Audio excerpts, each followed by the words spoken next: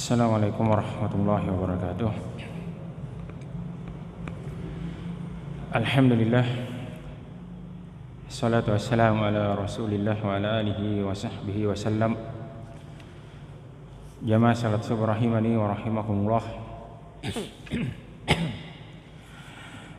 Pujian semata milik Allah subhanahu wa ta'ala, dan salat dan salam kepada Rasulullah sallallahu alaihi wasallam. Kemudian berkata Imam Al-Dhahabi rahimahullah ta'ala menyebutkan dosa besar yang keempat. Setelah beliau selesai mengurai tentang perkara solat, beliau sekarang menyebutkan tentang saudaranya solat.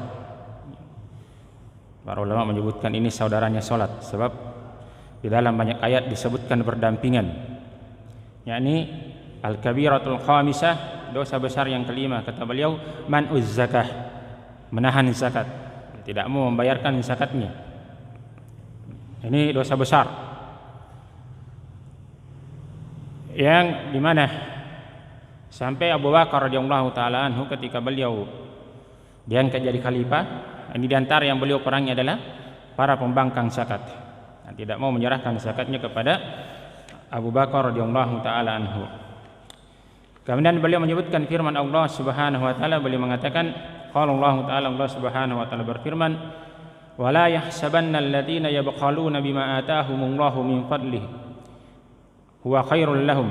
Dan janganlah ada di antara mereka mengira bahwa mereka yang bakhil, ya, kikir terhadap apa yang diberikan oleh Allah subhanahu wa taala, atas harta yang diberikan oleh Allah subhanahu wa taala kepada mereka adalah baik bagi mereka. Maksudnya menahan, tidak mau mengeluarkan zakatnya. Bal huwa syarrul lahum, bahkan itu adalah kejelekan baginya. Sayutawwaquna ma bakhilu bihi yaumal qiyamah, sesungguhnya akan dikalungkan di lehernya apa yang dia kikirkan tersebut di hari kiamat. Allah subhanahu wa ta'ala berfirman, ya, di dalam surah Al-Humazah, wailul likulli humazatil lumazah, kecelakaan bagi para pengumpat dan pencela.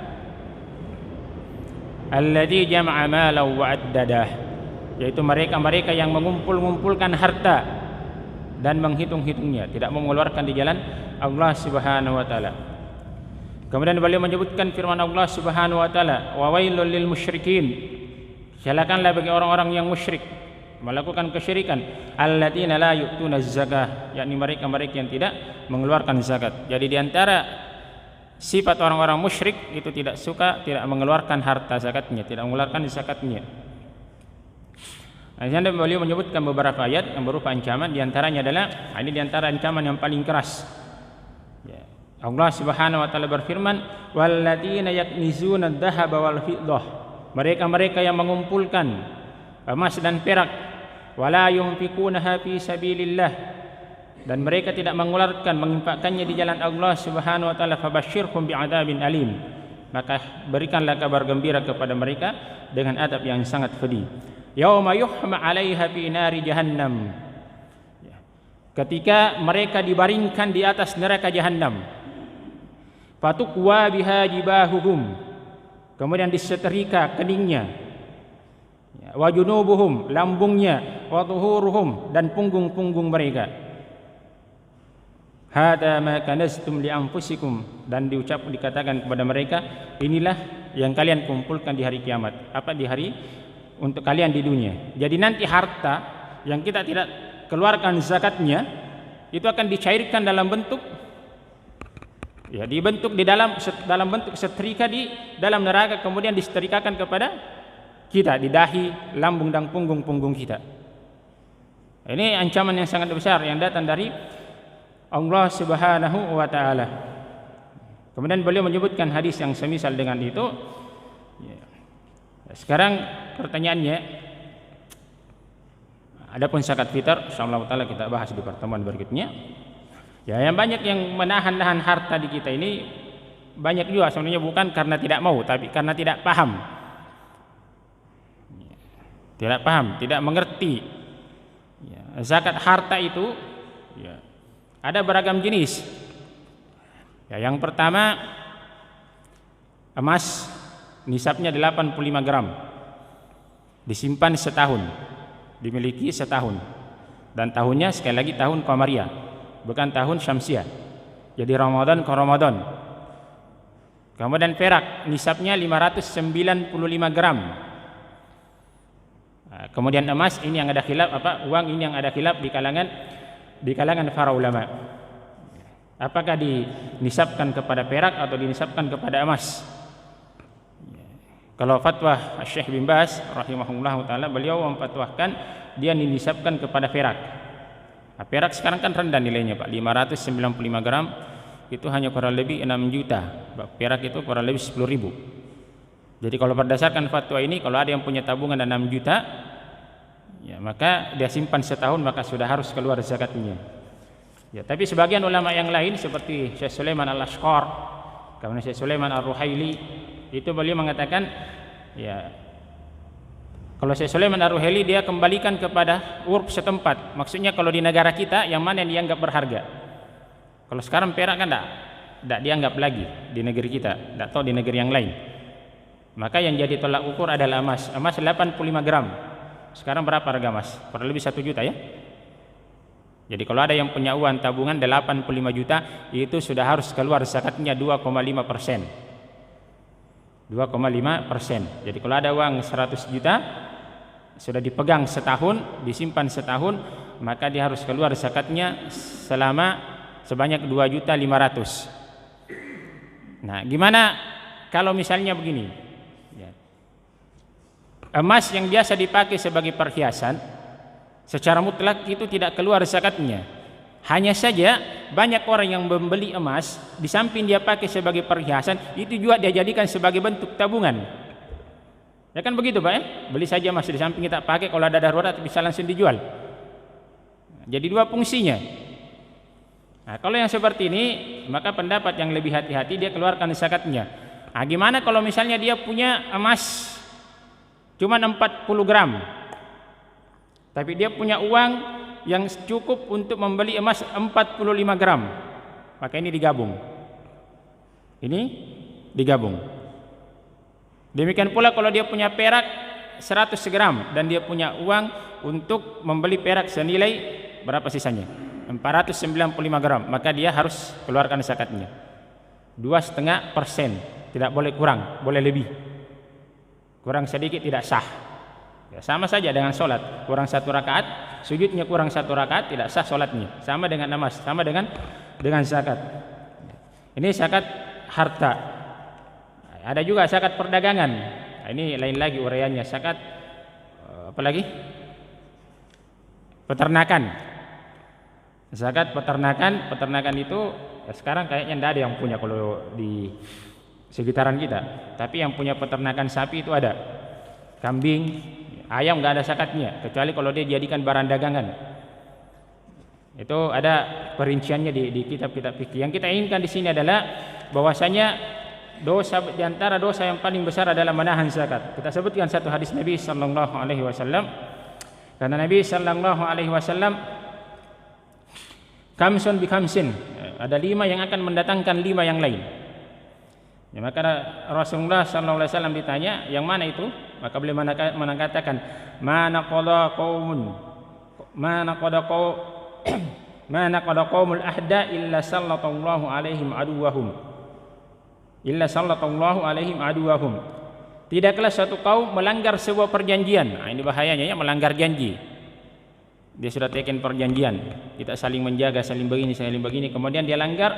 Tidaklah suatu kaum melanggar perjanjian kecuali Allah Subhanahu wa taala kuasakan musuh-musuh mereka atas mereka.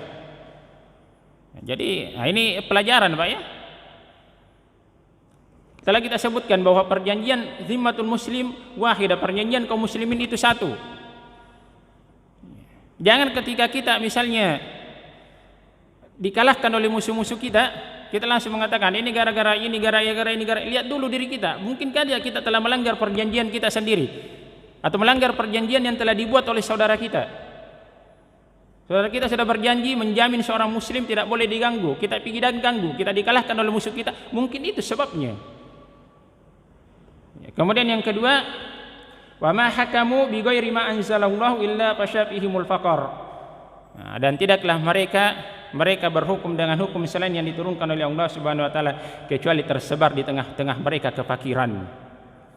Ya, jangan cuma mengatakan, "Oh, ini karena kita penguasa kita tidak berhukum dengan hukum Allah Subhanahu wa taala." Sekarang pertanyaannya di keluarga kita, sudahkah keluarga kita berhukum dengan hukum Allah Subhanahu wa taala? Dosa tunjuk yang di atas dulu, lihat dulu di keluarga kita.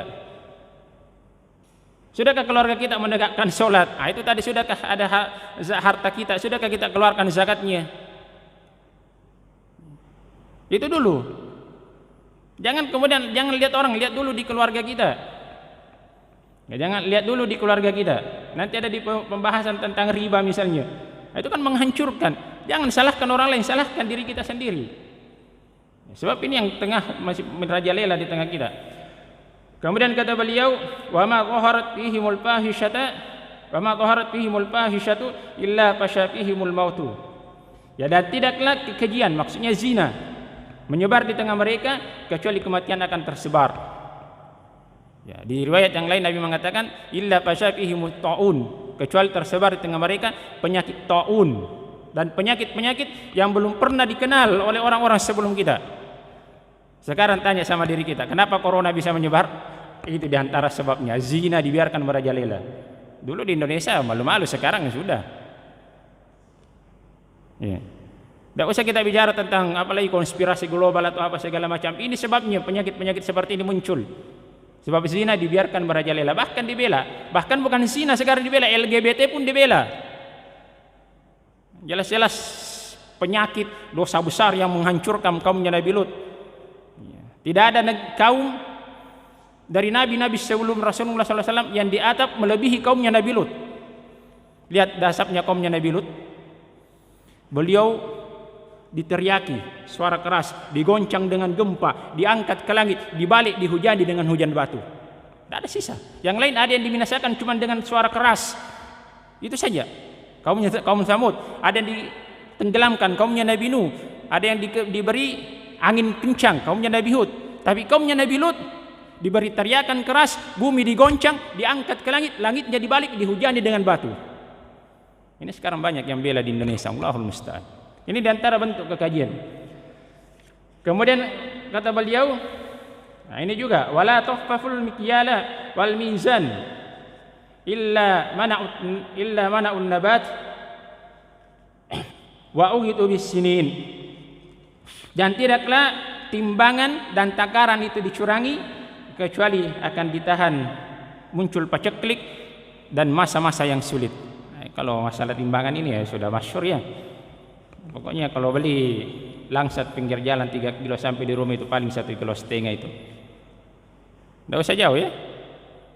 Paku saja itu sekarang banyak yang curangi. Apalagi yang timbangan-timbangan di pinggir jalan itu. Ya, ada teman yang cerita, beliau kebetulan bawa timbangan di mobilnya. Dia mau beli indah lah, dia mau beli apa itu, hari rambutan atau langsat. Berapa Pak? Bilang 10.000 tiga. Dia bilang saya beli 15.000 1 kilo, tapi saya pakai timbangan saya sendiri. Gak mau penjualnya. Gak mau, pasti rugi. Gak mau, pasti penjualnya. Kemudian yang berikutnya, ini yang sesuai dengan pembahasan kita, wala mana'uz zakata illa hubisa anhumul qatar, dan tidaklah mereka menahan zakat-zakat mereka kecuali akan ditahan hujan. Akan ditahan hujan. Di dalam riwayat yang lain Nabi sallallahu alaihi wasallam mengatakan, kalau seandainya bukan karena hewan ternak kita bakalan dapat hujan. Indonesia Pak luar biasa, kalau zakat itu sebenarnya dijalankan Indonesia tidak butuh pajak. Nah, ini sudah butuh pajak. Bayangkan ada mungkin orang yang pajaknya dalam setahun itu bisa sampai 1 miliar. Ya. Ada yang punya harta, karena kalau hitung harta perdagangan, zakat perdagangan sama dengan 25% juga keluar. Ada yang punya aset sampai miliaran, itu 2,5% kira-kira berapa? Ratusan miliar. Itu per tahun itu dikeluarkan. Dan itu bukan cuma satu orang di Indonesia.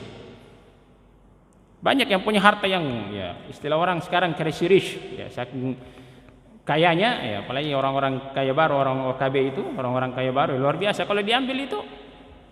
Ya kalau bukan karena Nabi sallallahu alaihi wasallam telah mengingatkan kita, kalau bukan karena hewan ternak kalian tidak akan diberi hujan. Maka sayangilah hewan ternak, jangan dizalimi. Sebab mungkin saja dengan sebab mereka lah kita dapat hujan. Ya, sebab semua yang kita sebutkan tadi ini ya, melanggar perjanjian, berhukum dengan hukum yang selain diturunkan oleh Allah Subhanahu wa taala, nampaknya kekejian seperti zina, LGBT, mencurangi timbangan dan takaran, menahan zakat, semua ada di negeri kita. Semua ada di negeri kita dan kita berhak ya, cuman Allah Subhanahu wa taala Maha Pengampun, Maha Penyayang terhadap hambanya. Ini mungkin Pak yang sempat kita sampaikan. Insyaallah taala di pertemuan berikutnya kita intinya kita sampai di rumah nanti hitung-hitung uang tak, tabungan tak, keluarkan zakatnya sebelum ya harta itu jangan sampai harta itu disetrikakan kelak di tubuh kita di hari kiamat. Insyaallah taala di zakat fitar kita bahas di pertemuan berikutnya yang datangnya dari Allah Subhanahu wa taala, yang datangnya dari saya dan dari syaitan. Allah dan Rasulnya berlepas diri. Subhanakallahumma wa bihamdika asyhadu an la ilaha illa anta astaghfiruka wa atubu ilaik. Assalamualaikum warahmatullahi wabarakatuh.